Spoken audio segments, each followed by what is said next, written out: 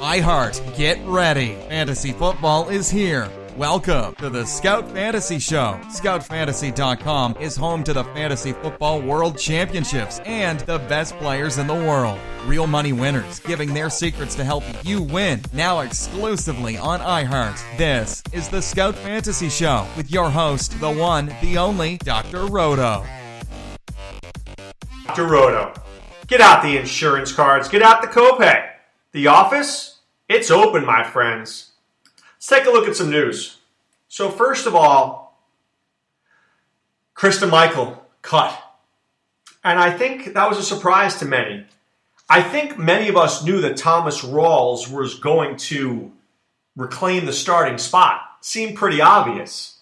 But nobody, I don't think, in their right mind saw Krista Michael getting cut.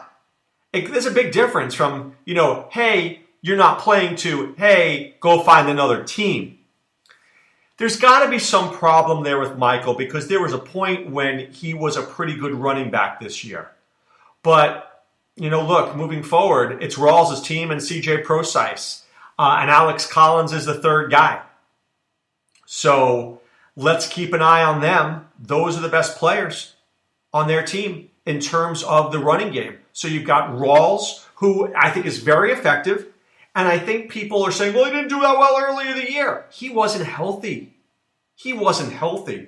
We saw what a healthy Thomas Rawls could do. How good was he when he was healthy? It was terrific, right? He was terrific. So I'm buying into that Thomas Rawls. I'm certainly buying into CJ Procise, who I watched against New England tear it up. I thought he looked great. So I'm in on these two guys. As for Michael, would I cut him? No. I do think he will end up somewhere. I don't know where. Why not Green Bay? It's got to be better than that train wreck James Starks, who I'm tired of watching. I think that there's a place for him to be in the NFL. So if it's not in Seattle and it's not in Dallas, it could be somewhere. So I wouldn't cut him just yet. All right. Finally, Jeff Fisher realizes that his team is awful with Case Keenum, and he names Jared Goff the starter. I mean, people wearing T-shirts called Free Todd Gurley. Free Todd Gurley. That's how bad it was. Jeff Fisher was neutering Todd Gurley. You can't do that to your best player. I don't know if Jared Goff is going to be good. I think he'll be better than Case Keenum, regardless. I don't know whether they'll win games or not, but I think he's your first pick in the draft. You took him there for a reason. You want to see what he can do, so go see it. Let's see what he can do. Am I playing him in DFS this week? No. Do I think he's got a chance to be good? Yes. But I'm not going to buy into it this week. All right, Patrick Peterson, the report is that he's going to shadow Stephon Diggs in Week 11. That was to be expected. I'm not sure this is as good a matchup as people think for Peterson because what they're doing is they're throwing very quick outs to their wide receivers. Very hard to cover Diggs on a 2-yard pass. So maybe Peterson makes a play. I'll be looking at Cordell Patterson. I'll be looking at Adam Thielen. I'll be looking at Kyle Rudolph. I'm okay if Diggs doesn't have a great week. I mean, I'd like him to have a good week, trust me, but maybe it's not in the cards for him this week. I mean, Peterson is a shutdown guy. He is. He's a shutdown guy. Sammy Coates is talking that he can't catch because he's got an injured hand. Got 2 broken fingers. Let me tell you something. With 10 healthy fingers, you can't catch either. All right? You can't catch, Sammy. Doesn't matter. All right, Bill Belichick talks that they're going to bring back Dion Lewis, but as I've said earlier, Dion Lewis is going to get ramped up slowly. The Patriots are going to make the playoffs. There's no doubt in anybody's minds about that. You don't need him right now. That doesn't mean you don't want him. I'm not saying that, but you don't need him to be a star right now. What you do is you need him to be there for you the first week of the playoffs. So we ramp it up. Maybe he gets 2 carries one week, 3, 7, 10, 12 snaps. I don't think he's getting more than 20 snaps until the playoffs. I really don't. Maybe week 16 he gets a bunch. Maybe. and then you give him week 17 off to get ready for the playoffs and heal up, because you need him to get into game speed. But I don't need to do it tomorrow, right? That's the deal here. So I wouldn't cut James White yet. I certainly like LeGarrette Blount this week. We will see Dion Lewis, but if you've been holding him this long, I don't love him as a play. I like him, but I don't love him as a play. I'm just keeping it real here. All right, you may see that Jonathan Stewart's not in practice, but look, Jonathan Stewart hasn't practiced most of the week, but he ends up playing in the games. That doesn't mean I really don't like him very much, but that's how it's rolling for him. RG3, medically cleared to practice. I don't think this says anything more than I think Hugh Jackson will give RG3 one more chance to show him what he can do before they have to make an offseason decision about their quarterback. Do I like RG3? No. Do I encourage you to pick RG3 up? No. I think he'll get one more shot. I think he'll blow it. And I think the Cleveland Browns will be in the market for another quarterback. The Vikings signed Kai Forbath to replace Blair Walsh. Blair Walsh is done. It's a shame because I think he's got a good leg. I just think he's got a messed up head. Right? A little bit of a knucklehead. Speaking of knuckleheads, Julius Thomas not playing a lot of snaps. Saw a lot of targets, but he's not there in the run game. Do you know why? Because he doesn't play hard. He got his money. He stopped playing. I'm dying to use Julius Thomas this week. I really am. But I don't think I can.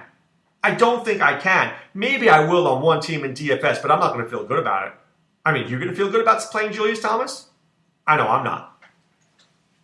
All right, so I'm going to go through the waiver wire with you. I'll give you a couple of key plays at each position.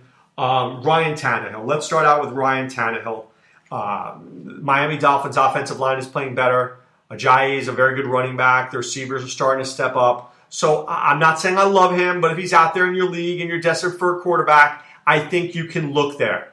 I think you can look there. And I know I would. Next, I guess Colin Kaepernick. And as our friend Willie in Maryland said, I'll play naked. There's a naked Kaepernick out there. You can play naked Kaepernick in DFS. You roll him out there, and I don't need any other receiver on his team because none of his receivers are good. But if the guy's going to run for 60 yards a week and he's going to throw for 200, he's a fantasy starter. Once again, I'm not a big fan, but I think he's worth picking up. At running back, we mentioned Thomas Rawls. I'm still very interested in Paul Perkins. I know Rashad Jennings played well, but this was a Rashad Jennings kind of game. Right? The Giants were winning. They needed to slow down the game. They needed to slow down the clock. And they brought in Rashad Jennings. You're not bringing in Paul Perkins to do that. He's too little a dude. So I like Perkins moving forward. I really like Damian Williams. I told you, Adam Gase is married to Ajayi, but I don't think he loves him, right? You know, he's married to him. They live together. They share a room, but, you know, they're not vibing it. But Damian Williams got out there and he scored last week. I think when it's on the goal line, you might see him. He's certainly a third down back. He's certainly a guy that the Dolphins like. And I think he's certainly a guy who's in the Dolphins' plans. And God forbid Ajayi should get injured. Well, Williams is the man, not Kenyon Drake. Kenyon Drake can't run. Kenyon Drake is not big enough. And Arian Foster's gone. So I think Williams would be the biggest beneficiary. If there's an injury at the end of the season, I'll take my shot. At wide receiver, I discussed Eddie Royal yesterday. I still feel strongly about him if he's available. He's my favorite guy. Maybe Marcus Wilson, but I'm not a big Marcus Wilson fan. But, you know, I know my friend Liz Loza likes him and other people do too. I don't know. I'm not vibing that one. I'm in on Eli Rogers. Sammy Coates can't catch. He's injured. Eli Rogers with Ben is going to be good. I'm also in on Taylor Gabriel. Taylor Gabriel has played very well. And if you're in a 14 or 16 team league, and you might need another player at wide receiver, I think a guy like Taylor Gabriel's interesting. I think Robbie Anderson's interesting. I don't know what's going on with the Jets. I don't know what's going on with their quarterback situation. I can just tell you, I think Robbie Anderson is an interesting player. He has ability. Not great ability, but he has ability. At tight end, the two names. One, I'm going to go back to Jack Doyle, coming off of a bye week. Maybe people are, they're looking at guys, how they did for last week. That's how they sorted the stats. and they're looking over Jack Doyle, if he's there in your league, go pick him up. I know Dwayne Allen's there, but I'm not convinced that Dwayne Allen's very good. And then Ladarius Green. Ladarius Green, Jesse James is certainly not the answer there for the Steelers. I think Ladarius Green is by far a better player. And I think that moving forward, he's somebody, especially with Coates out, Wheaton out, Hayward Bay out, Ben is going to need another target. So it absolutely and positively can be Ladarius Green. So as we're looking at the bidding, and let me go to one of my leagues here. This is a very critical time when we're trying to make our bids. So I'm going to a league here, and let's see. So one guy's got $9, one guy's got $400, one guy's got $4. A couple of people have a lot of money. Look, take a look and see what guys have. Take a look at what the bids are.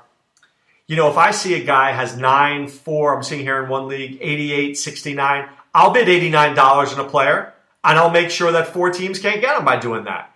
Now, if a guy is going to bid $300, then I'm not going to get the player, right? But I'm going to make a bid to make sure that these guys at the end aren't sneaking a player in.